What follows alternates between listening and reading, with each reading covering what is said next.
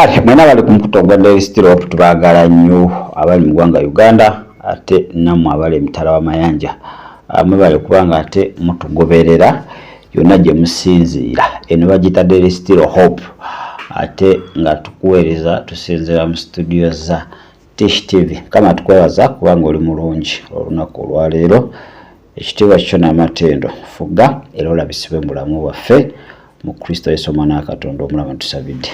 Amen. Nakwanya tutunula kyetuyita the biblical prayer watch.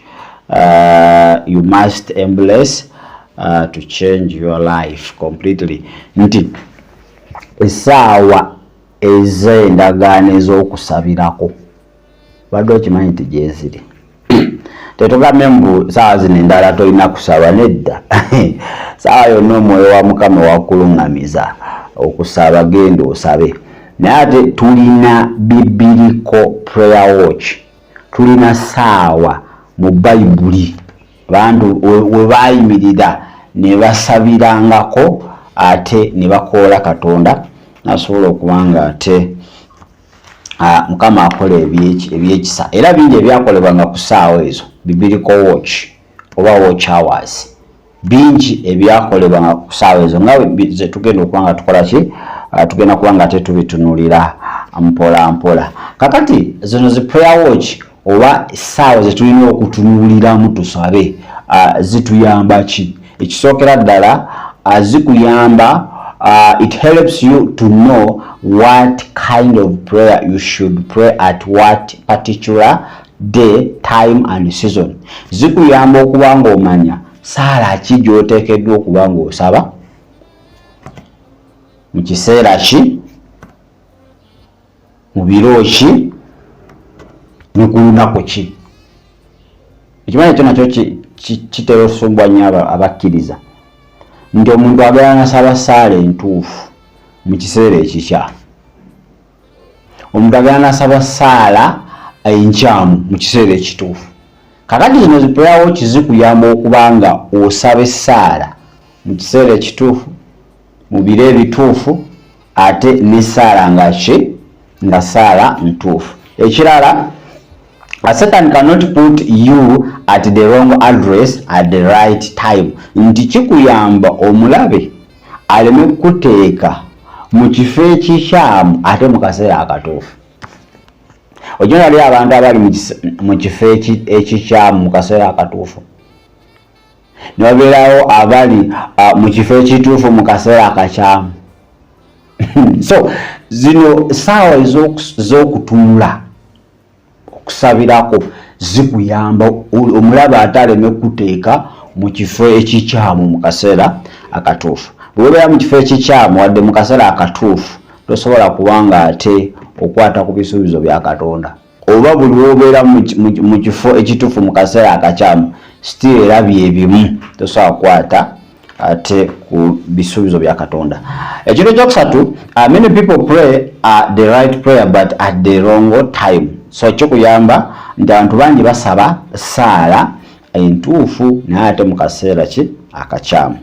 Ekyokulabirako kyetuyinza okukuwa ku prayer watch oba saawa ez'okusabirako, Elijah oba Elijah mu Luzungu, mu Luganda Elijah knew the gate of time for the every sacrifice when God opened the gate of heaven and overcame the Baal gods.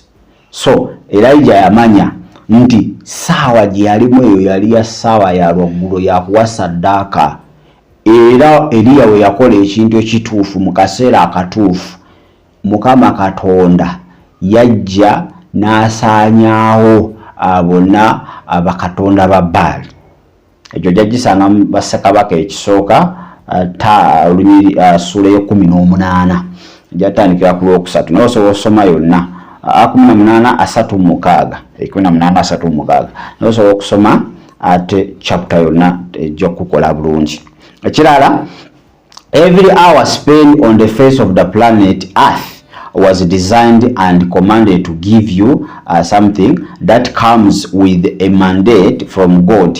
Nti buli saawa yonna gy'omala wano wansi w'enjuba yateekebwateekebwa era neweebwa ekiragiro okubaako kyekuwa okubaako kyekuwa nga kiva eri Katonda. Buli ssaawa gy'omala wano Katonda yagitegekera okubaako kyekuwa eky'obwa Katonda. Ekyo ekyate it was designed to open up and give you that which the universe should release to you within such a time and a season, so that you can accomplish a certain task according to the will of God. Nti era waliwo ekyateekebwateekebwa wansi w'enjuba wano mu ssaawa eyo kubanga ate kikuweebwa mu kaseera ako mu biro ebyo. Ekintu ekyo nga kigenda kuyamba okusobola okweyongerayo n'okutuukiriza obuvunaanyizibwa Katonda bw'akuwadde obuli mu kwagala kwe. Ndowooza olaba ssaawa we ziri ez'omuwendo omungi, watch hour, prayer watch hour, or yes, prayer watch, ssaawa ez'okutunula n'osaba Mukama abeeko kyaliriizinga mu bulamu obwo ekigenda okusobozesa okweyongerayo mu maaso ate n'okutuukiriza ki, n'okutuukiriza obuvunaanyizibwa ate bwe yakuwa okukola byonna bye yakutegekera. Kakati nga tutunuulire prayer watch zino ziri 8. Ziri 8 era zonna tugenda kuba nga ate tuzitunuulira emu ku emu. Tulabe na kiki kye tuteekeddwa okukola na ssaawa ki mu prayer watch ezo. Esookera ddala bagita the first or the evening prayer watch, oba osobola giyita foundation of the night. Nti ssaawa esookera ddala oba okusaba kwa kawungeezi, okusaba kwa kawungeezi, oba osobola okuyita omusingi oba entandikwa y'ekiro. Kubanga Katonda tabala budde ngaffe we tukola ki, ngaffe we tubala budde bwe bwanjawulo, budde bwe bwanjawulo. Kale eyo etandika ssaawa 12 ez'akawungeezi paka ssaawa 3 gye tuyita evening prayer watch. Eyo gigita ssaawa a time of quiet reflection. Essaawa eyo quiet reflection mu Luganda oyo kubanga ofumiitiriza mu buwo nga tewali kikutataganya. Quiet reflection Luganda kuluvunula.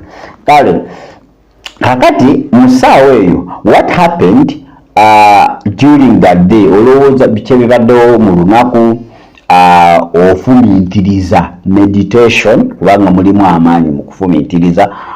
Ekirala ssaawa ezo Jesus went aside and prayed. Jesus healed many sick people. Mwezo saa z'akawungeezi nti Yesu yagenda n'asabirangamu okusinziira ku Matayo 14:15 mpaka 23. Era essaawa ezo Yesu yawonyezangamu abalwadde okusinziira ku ki, ku Makko 1:32 ne Luka 4:4. So essaawa eyo is time for covenant renewal with God. Ssaawa yakuzza obujja endagaano zaffe na Katonda.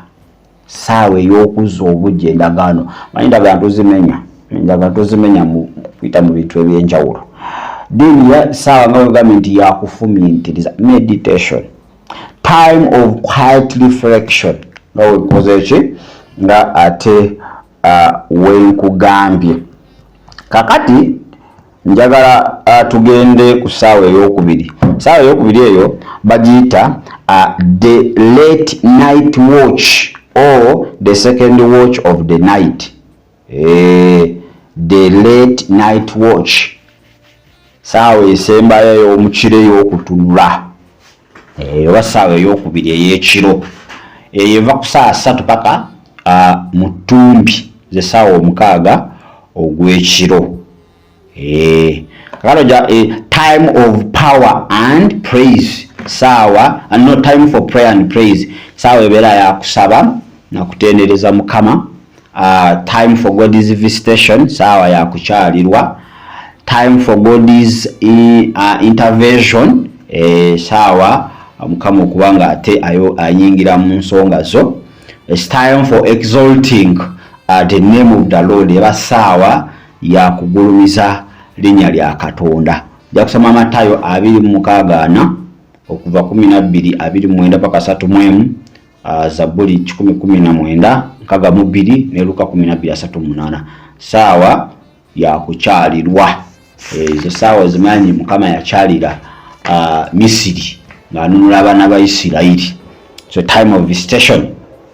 Saawa yokusatu bagiyita midnight watch oba saawa y'omutumbi oba osobola ogiyita the third watch of the night. So giyita saawa eyokusatu eyokutunula mu kiro ekyokusaba. Eva ku saawa 6 ez'ekiro paka saawa 9 ez'ekiro.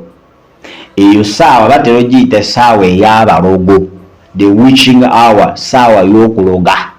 Eyo saawa abalogo mwe basinga okubanga beetala beekijja bakola buli kikola kye baagala. So amu bagikazaako erinnya lye bayita the witch hour, saawa y'omulogo. So era osobola ogiyita the spiritual warfare, saawa eba ya lutalo lwa mwoyo. Ya kusoma Bassekabaka ekisooka 3:2, Matayo 26:34 n'ennyiri endala nyingi nnyo. Saawa eyokuna bagiyita the early morning watch, saawa ey'okumaliiri ey'okusabirako. Etandika saawa 6 etandika saawa 9 ogw'ekiro paka 12 ez'okumakya. Saawa 9 nga busaasaana paka saawa 12 ez'okumakya. Era eyo time for deliverance.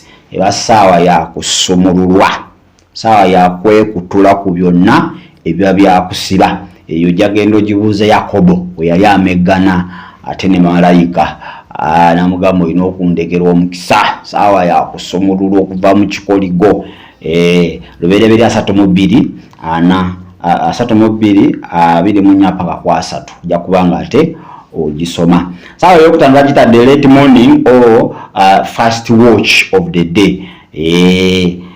First watch of the day etandika saawa 12 ez'okumakya paka saa 3 ez'okumakya. Eyo tutagiyita the time for healing oba essaawa y'okuwonyezebwako, oba so giyita time of declaration and utterances, saawa ey'okulangirira. Eyo saawa eba yakulangirira. Ojja kusoma ebikola by'abatume essuula ey'okubiri olunyiriri lwa 15 ojja kugiraba eyo saawa ey'okulangirira. Saawa ey'omukaaga bagiyita the exit and the entrance watch or second watch of the day, saawa ey'okufuluma n'okuyingira. Saawa eba yakufuluma na kuyingira. Time for forgiveness and healing of relationships.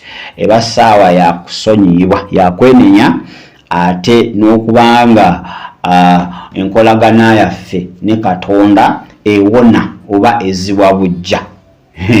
Ne Katonda umala okuze bujja enkolagana ne Katonda ayinoza obujja enkolagana yo n'abantu abamu ebeyononese. Jesus was crucified at the 3rd hour. Yesu yakomererwa ku saawa ya kusatu.